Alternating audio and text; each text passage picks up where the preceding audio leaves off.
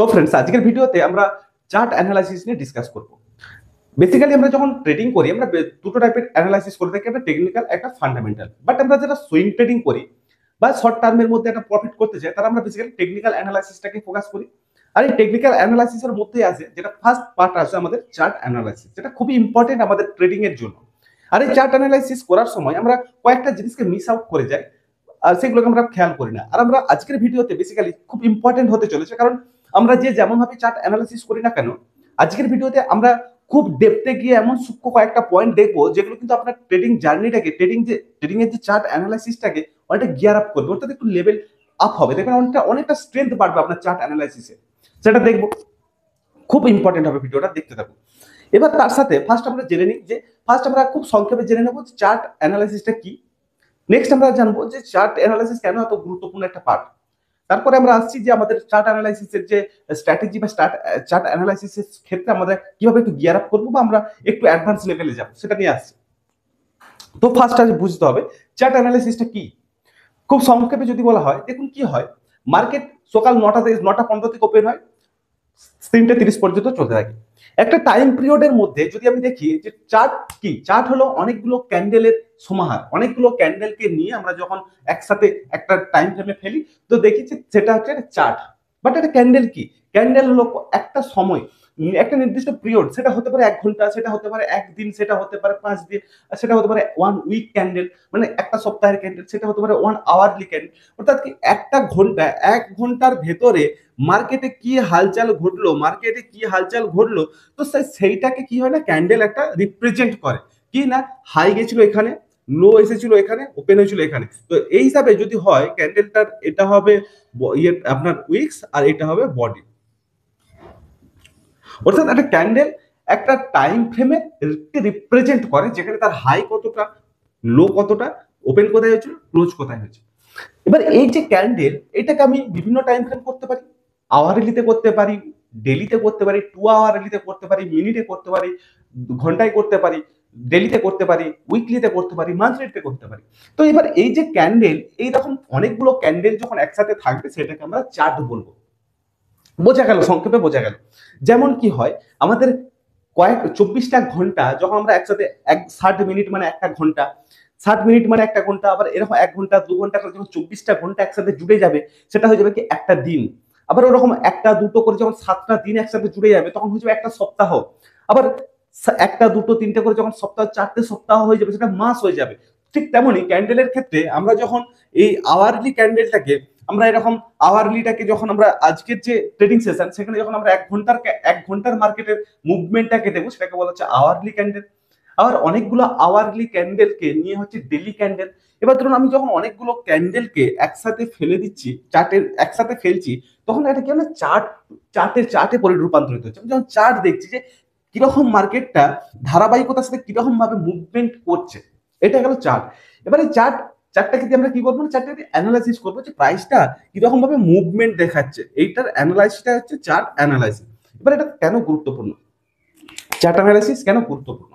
Chart analysis এই জন্য গুরুত্বপূর্ণ, একটা একটা যে কোনো জিনিস না, সেটা তার প্রিভিয়াস হিস্ট্রিকে রিপিট করে, বা যে কিছু একটা কোনো না কোনো একটা নীতিকে মেনে চলে। কারণ কি, একটা গাড়ি নিজে নিজে চলতে পারে না, গাড়ির যিনি ড্রাইভার থাকেন তিনি কিন্তু গাড়িটাকে এগিয়ে নিয়ে যান।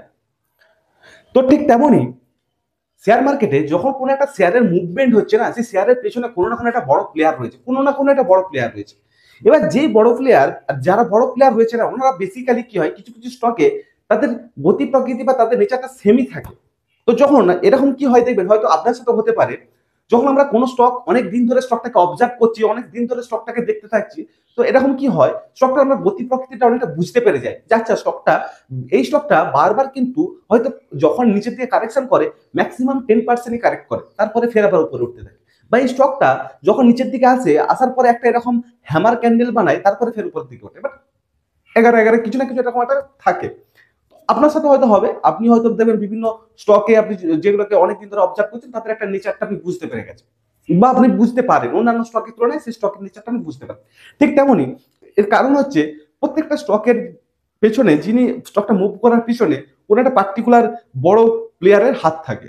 এবার বেসিক্যালি কি হয়, আজ আপনি আমি কি করি না, ধরুন নিফটি 500 বা নিফটি তার যে 100,000 যেগুলো রয়েছে সেগুলো কি হয়, আমরা যেটাতে ভালো সুযোগ পাই সেটাতে ঢুকে যাই। কিন্তু বড় প্লেয়ার এরকম করে না। বড় প্লেয়ার কি করে, তারা বেসিক্যালি কয়েকটা স্টককেই ফোকাস করে, আর সেই স্টকের উপরে তারা কিন্তু কাজ করতে থাকে। কারণ কি, তাদের কাজটা হয় দীর্ঘমেয়াদী। তাদের কাজটার ফরমেশন তিনটে হয়।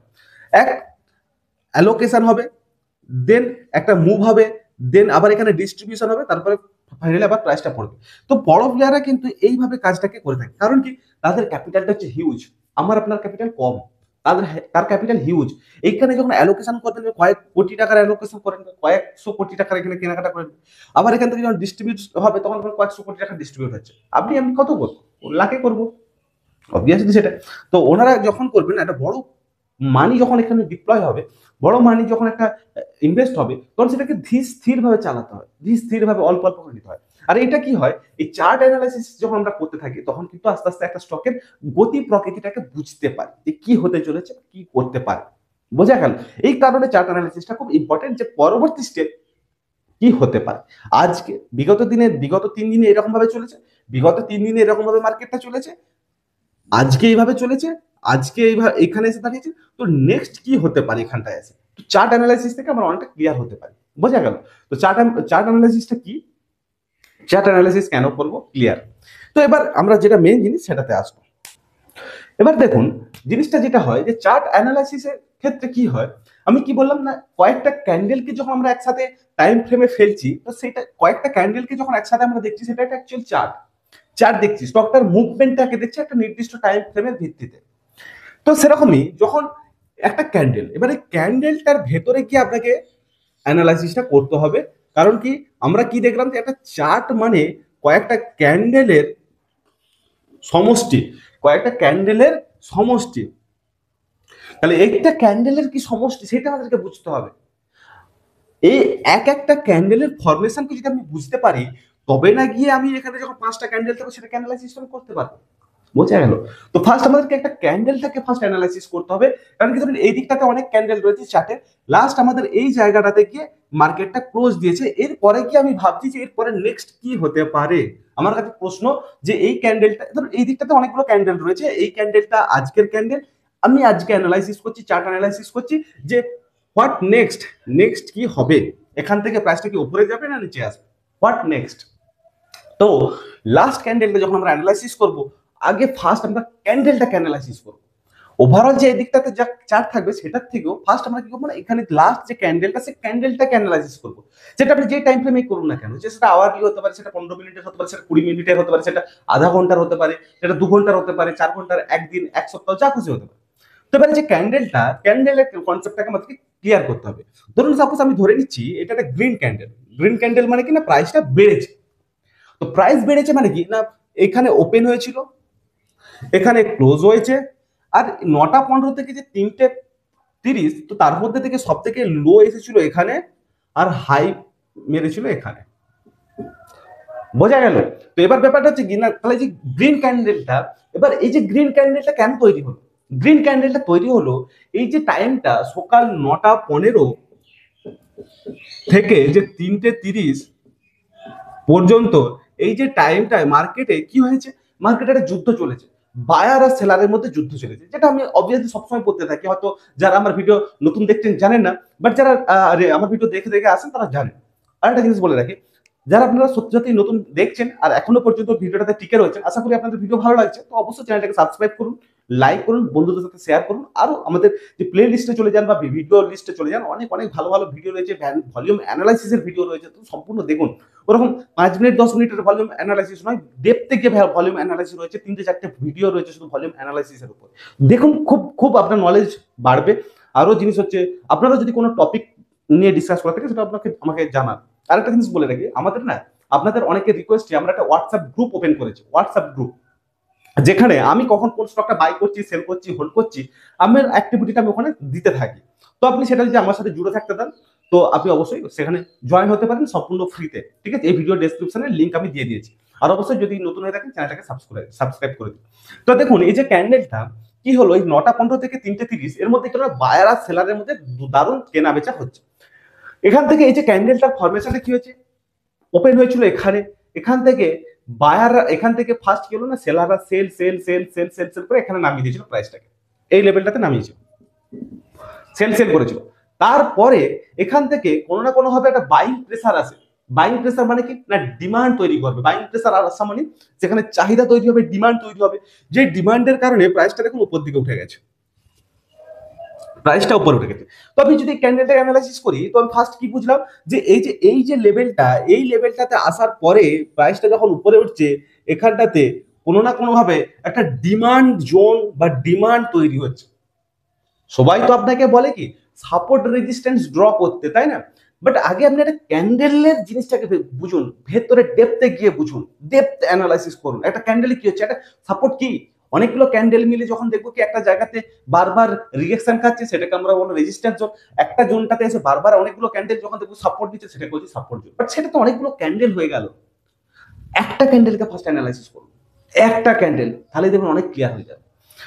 তো এই যে জোনটা, এখানটাতে প্রাইসটা ফার্স্ট গেল, এখান থেকে প্রাইসটা ওপেন হয়েছিল, এখান থেকে প্রাইসটাকে এখানে নামিয়ে এনেছিল সেলাররা। তারপরে এই যে জোনটা, এই জোনটাতে কোনো না কোনো ভাবে একটা ডিমান্ড তৈরি হলো, যেখানে একটা চাহিদা তৈরি হলো, মানুষ এখানটাতে কোনো না কোনো একটা বড় বায়ার চলে আসতো, যে বায়ারের মনে হলো প্রাইসটা কিন্তু উপরের দিকে যাবে, বা এখানটাতে আমার উচিত প্রাইসটাকে উপরের দিকে নিয়ে যাওয়া, বা তার পেছনে আরো অনেক কিছু কারণ থাকতে পারে। সেখান থেকে কিন্তু একটা ডিমান্ড তৈরি করলো, যে ডিমান্ডের কারণে কি হলো, একটা মার্কেটে ক্রাইসিস তৈরি হলো, শেয়ারের ক্রাইসিস তৈরি হলো, যে প্রাইসটা কিন্তু হু হু করে উপর দিকে উঠতে শুরু করলো। তারপরে কি হলো দেখুন, এখানে বাই বাই, এখান থেকে নামার পরে এখান থেকে হলো না, যিনি বাই ছিলেন bye bye bye bye bye bye, কেন উঠছে?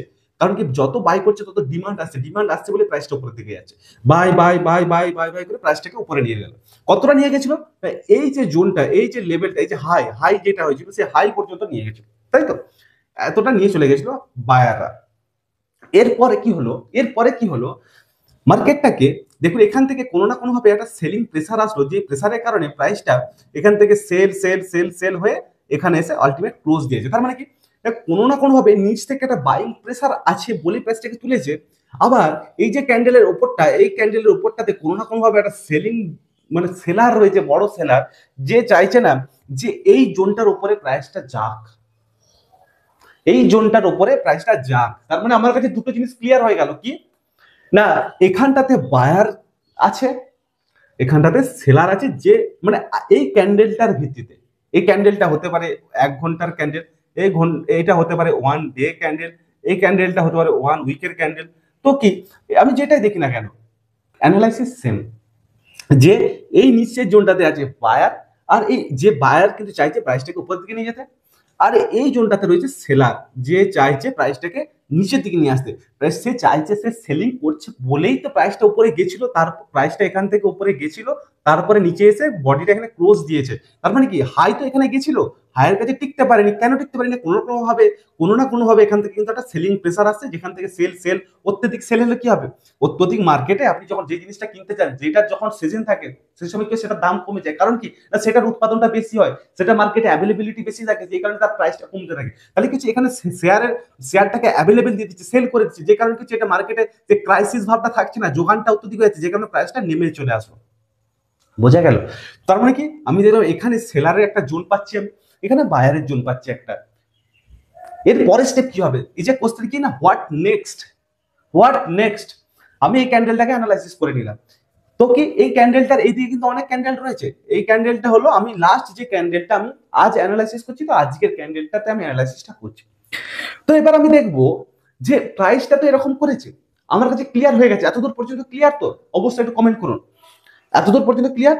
তো এই জায়গাটাতে আসার পরে আমি জাস্ট ওয়েট অ্যান্ড ওয়াচ করবো, নো ট্রেড। নেক্সট দিনে হঠাৎ করে মার্কেট খুললো, আমি কোনো ট্রেড নেবো না, আমি ধীরে স্থির হয়ে শান্তভাবে বসবো, দিয়ে দেখবো যে মার্কেট কি করছে, আমিও কনফার্ম হব, দেন তারপরে আমি এন্ট্রি নেবো।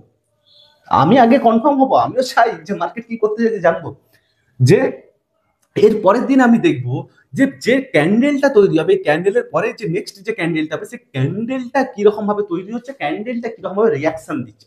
কারণ কি আমি দেখে নিচ্ছি এটা সেলিং জোন, তো যখন প্রাইসটা যদি উপরে যেতে হয়, তো অবভিয়াসলি কোনো না কোনো বায়ারকে আসতে হবে, যে এই সেলারের থেকে বেশি শক্তিশালী হবে, যে কিনা এই সেলারকে হার মানিয়ে প্রাইসটাকে উপরের দিকে নিয়ে যেতে পারবে, তাই তো?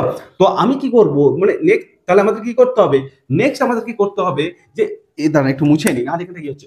তো নেক্সট আমরা যেটা দেখবো যে এই যে জোনটা আমি ড্র করেছি, এই জোনটার ওপরে গিয়ে প্রাইস ক্যান্ডেলটা কিরকম ভাবে ক্লোজ দিচ্ছে। যদি দেখি যে পরের দিনের ক্যান্ডেলটা আমি 3টের সময় বা 3:15 দিকে গিয়ে আমি যদি দেখি যে প্রাইস ক্যান্ডেলটা এইরকম ভাবে তৈরি করছে, এই সেলিং জোনটার উপরে গিয়ে ক্লোজ দেব করছে, তার মানে কি আমি কোনো না কোনো একটা কনফার্মেশন পাচ্ছি যে প্রাইসটা কিন্তু এই যে সেলার ছিল সেই সেলারটাকে কিন্তু ব্রেক সেই সেলারটাকে টক্কর দেওয়ার মতো কোন একটা বায়ার এসে গেছে, যে বায়ার কিন্তু এই সেলারটাকে হার মানিয়ে দিয়েছে।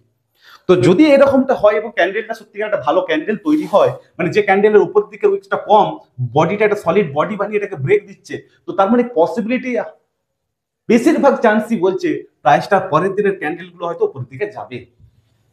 কারণ কি শেয়ার মার্কেটে 100% কিছু হয় না। আমরা যখন নর্মালি কি হয়, এইটা একটা পার্ট, এইটা একটা আমাদের কনফার্মেশন, এইটা আমাদের একটা কি বলুন তো, মানে ওই বলে না যে কোনো একটা অচেনা জায়গায় গেলে আমরা যদি জিজ্ঞাসা করি যে আচ্ছা অমুক জায়গাটা কোথায় যাব, অনেকে কি বলে যে একজনকে জিজ্ঞাসা করে যাবি না, দুজন তিনজনকে জিজ্ঞাসা করবি, কারণ কি একজন ভুলও বলতে পারে। কারণ কি আমি যদি দুজনকে জিজ্ঞাসা করি বা তিনজনকে জিজ্ঞাসা করি, তিনজন কোনোদিন একই ভুল কথা বলবে না। যখনই দেখবো যে তিনজনই ঠিক কথা বলছে, তিনজনই বলছে যে এই দিকে যেতে হবে, তাহলে তখন কিন্তু আমি একটা কনফার্মেশন পাবো যাচ্ছে তাহলে এই দিকে যেতে হবে। আর যদি দেখি একজন বলছে এইদিকে, আরেকজন বলছে এইদিকে, আরেকজন বলছে এইদিকে, তাহলে কি একটা কনফিউশন আছে, তাহলে আমাকে তৃতীয় জন যদি 3 রকম বলছে, তার মানে কি আমাকে চতুর্থ জনকে জিজ্ঞাসা করার প্রয়োজন আছে, তাই না? ঠিক তেমনই এইটা একটা কনফার্মেশন, এটা একটা পার্ট, এইটা আমার জন্য সেই একজন ব্যক্তি যেমন, এইটা একটা আমার জন্য একটা ব্যক্তি বা এইটা একটা কনফার্মেশন।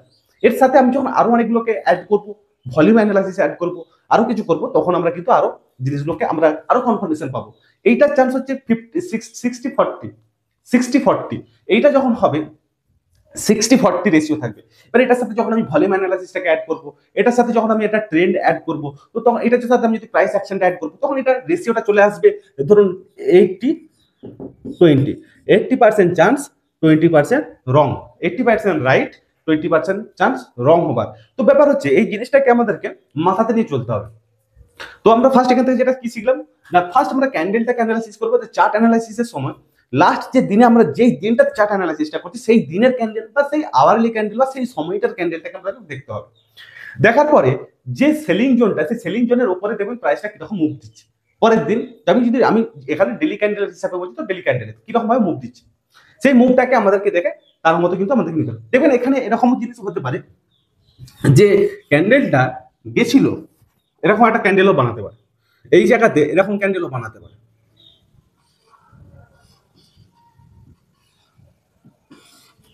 এরকম ক্যান্ডেলও বানাতে পারে।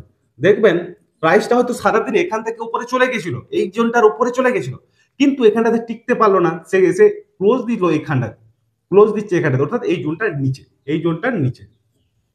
তার মানে এখানে যে সেলার রয়েছে সে যথেষ্ট স্ট্রং সেলার, সে চাইছে না প্রাইসটার উপরে যায়। তো এক্ষেত্রে কি বলছে, পসিবিলিটি বলছে যদি এরকম হয় তাহলে তো প্রাইসটা আস্তে আস্তে আবার একটু উপরে যাবে, বাট তারপরে আবার দেখবেন নিচে নেমে চলে গেছে।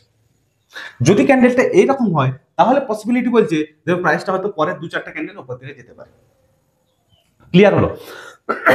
এই যে পয়েন্টটা, এই পয়েন্টটাকে আপনি যখন আপনার চার্ট অ্যানালাইসিসে মার্ক করবেন, দেখবেন আপনার চার্ট অ্যানালাইসিসটা অনেকটা ইমপ্রুভ হবে, চার্ট অ্যানালাইসিসটা ইমপ্রুভ হবে। বাট একটা জিনিস আমি বলে রাখি, এই যে আমি বলে দিলাম আপনি শুনে নিলেন, কালকে গিয়ে ধারাদ্দাম একটা ট্রেড করে নেবো, কখনোই করবেন না। এটাকে শিখুন, ভালো করে প্র্যাকটিস করুন, ট্রেডিং এ একটু ব্যাক টেস্টিং করুন, তারপরে গিয়ে সেটাকে ইমপ্লিমেন্ট করুন। একটা এডুকেশনটাকে আগে এডুকেশনটাকে ফোকাস করুন, এই ভিডিওটাকে একটা এডুকেশন পারপাস হিসেবে ইউজ করুন, দেন গিয়ে আপনি এটাকে ইমপ্লিমেন্ট করবেন। আমাদের বেশিরভাগ লস কিসে হয় জানেন? আমাদের বেশিরভাগ লস গুলো হয় আমরা আজ একজনের কিছু শুনলাম, কাল একজনের কিছু শুনলাম, পরশু একজনের কিছু শুনলাম, নিজে একটা শুয়ে থাকতে থাকতে বসে থাকতে থাকতে একটা নতুন কিছু চিন্তা ভাবনা আমাদের মাথায় আসলো, আর আমরা সেটাকে দুম করে নিয়ে তারপর দিনে যখন মার্কেট গুলো সেই এখানে ট্রেড শুরু করে দিলাম। আরে ভাই সেটাকে সময় দাও, আরে ভাই সেটাকে সময় দাও, সেটাকে সেটার সাথে তুমি আগে নিজের অ্যাডজাস্টমেন্ট করো, সেটাকে আগে অ্যাডজাস্টমেন্ট করে আগে সেটাকে বুঝতে শেখো। কখন আমরা যদি ট্রেড নেওয়ার পরে যদি নিচে চলে আসে, স্টপ লস কোথায় রাখতে হবে, কি করতে হবে না করতে হবে, সেটা সম্পর্কে আগে ফুললি নলেজ আগে তোমার মধ্যে থাক, নাকি একটা কনসেপ্টের ভিত্তিতে অমুক জন এটা বলে দিয়েছে তো সেটা তুমি ট্রেড কখনোই নয়। আমি আপনাকে কি বললাম, এইটা যখন আমি আপনাকে একটা খুব উদাহরণ দিয়ে কি বললাম, যে কোনো একটা নতুন জায়গা যেতে গেলে আমরা 2 থেকে 3 জনকে জিজ্ঞাসা করার কথা বলে, কেন বলে? একজনকে জিজ্ঞাসা করবো সে ভুল বলতেই পারে, দুজনকে জিজ্ঞাসা করবো সেও ভুল বলতে পারে, তাহলে কি দুজনকে জিজ্ঞাসা করবো, যদি দুজনের উত্তরটা একই হয় যে আচ্ছা এইদিকেই যেতে হবে আপনাকে, তাহলে কি আমি একটা কনফার্মেশন পাবো। তিনজনকে জিজ্ঞাসা করবো, সেও যখন বলবে হ্যাঁ এদিকেই যেতে, তাহলে আমি কি একটা কনফার্মেশন পাচ্ছি। ঠিক তেমনই ট্রেডিং এর ক্ষেত্রে আপনি যেটাই অ্যানালাইসিস করুন না কেন, আমি আপনাকে খাতা পেনে লিখে দেবো, যেটা অ্যানালাইসিস করুন না কেন, কোনো একটা সিঙ্গেল কারণে আপনি ট্রেড নিলে আপনার সেটা বেশিরভাগ চান্স হবে ভুল হওয়ার চান্সটাই সব থেকে বেশি। আপনাকে 2-3 থেকে 4 কনফার্মেশন লাগবে।